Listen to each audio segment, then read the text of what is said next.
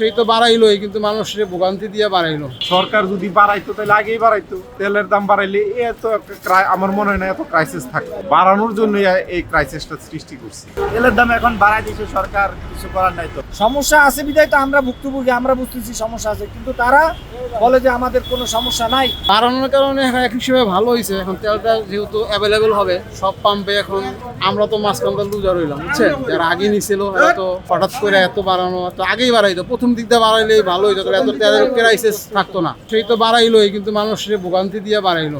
যদি এরকম বাড়াইতো তাহলে মানুষ এত ভোগান্তি পড়তো, এত মানুষ হ্যাসেলে পড়তো না। হ্যাঁ, আর গাড়ির লাইন সারা রাত দাঁড়ানো থাকতে হবে। এখন তো আমরা তো আসছি, যেহেতু আমাদের সকালবেলা ডিউটি আছে, আমরা চাকরি করি এখানে, আবার আমাদের আবার 8টা-9টা বাজে সবার ডিউটি আছে, তাড়াতাড়ি এসে নিয়ে যাব। এর কারণে আমরা আসছি, যে দাম বাড়ার কারণেও যদি হয় তাড়াতাড়ি নিয়ে চলে যেতে পারবে। আসলে তেলের দাম হঠাৎ করেই বাড়ছে। আজকে দেখেন এই যে এখন রাত কয়টা বাজে, 12টা বাজে। মানুষ সন্ধ্যা রাত্র থেকে 9টায় 8টায় পাম্প বন্ধ হয়, 8টা থেকেই মানুষ সিরিয়াল দিয়ে রাখছে। এত লম্বা সিরিয়াল, হ্যাঁ, এই সিরিয়াল দিয়ে এখন সারা রাত সকাল 8টার সময় পাম্প খুলবে। তারপরে কি হবে, আপনার ওই যে বাড়তি দামে তেল কিনতে হবে। হ্যাঁ, সরকার যদি বাড়াইতো তাহলে আগেই বাড়াইতো। তেলের দাম বাড়াইলে এত আমার মনে হয় না এত ক্রাইসিস থাকে। মনে হয় যে আপনার এই তেলের দাম বাড়ানোর জন্য এই ক্রাইসিসটা সৃষ্টি করছে। কোনো পাম্পে গিয়ে তেল পাওয়া যায় না। তারপরে এখন যেহেতু বাড়াইছে, বাড়াইয়া যদি তেল পাওয়া যায় তাও একটু স্বস্তি হবে। এর মধ্যে এই শেষ পর্যায়ে এসে এত বাড়ানোটা, এটা আমাদের মতো সাধারণ মানুষের জন্য আসলে একটা ভোগান্তি হয়েছে। তেলের দাম এখন বাড়াই দিয়েছে সরকার, কিছু করার নাই। তো এখন তারপরেও দেন আমরা দেন এই যে সকাল 7টা বাজে লাগাইছি, এখন তাহলে গিয়ে নিতে পারলাম না, আবার কালকে নিতে হবে।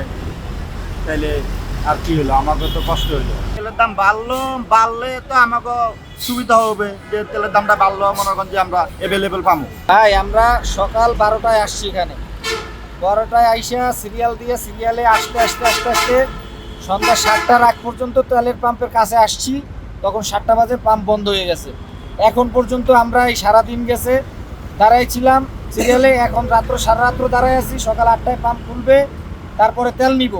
এখন রাতের বেলা একটু আগে শুনলাম তেলের দাম বাড়ছে, পার লিটারে 20 টাকা করে বাড়াইছে। বেশ ভালো বাড়াক 20 টাকা, কিন্তু আমাদের সব পাম্পে যে হয়রানি করতেছে, যে সিরিয়ালে ঘন্টার পর ঘন্টা, 7 ঘন্টা, 8 ঘন্টা, 10 ঘন্টা, এই সিরিয়াল যাতে আমাদের না থাকে, সরকার পক্ষ জানি এটা দেখে বিবেচনা করে সব পাম্পে তেল স্বাভাবিকভাবে করে দেখ, আমাদের সিরিয়াল না থাকুক।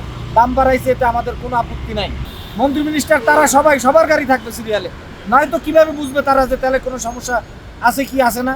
সমস্যা আছে বিধায় তো আমরা ভুক্তভোগী, আমরা বুঝতেছি সমস্যা আছে, কিন্তু তারা বলে যে আমাদের কোনো সমস্যা নাই, তেলে কোনো সমস্যা নাই। এই মন্তব্য আসলে মন্দই হবে, অত ভালো হবে না। কারণ হচ্ছে আমরা আশা করছিলাম না কি সরকার তেল বাড়াবে, দাম বাড়াবে, কিন্তু এভাবে হুট করে বাড়াবে এতদিন, তাহলে আগে বাড়াইতো, আমরা পর্যাপ্ত তেল পাতাম, কোনো সমস্যা হইতো না। কিন্তু শেষে আসে এই এত কষ্ট করার পর, এত সিরিয়াল পরে এখন আসে তেল বাড়তি, তাও আবার লিটার প্রতি, তো হিউজ পরিমাণ দাম।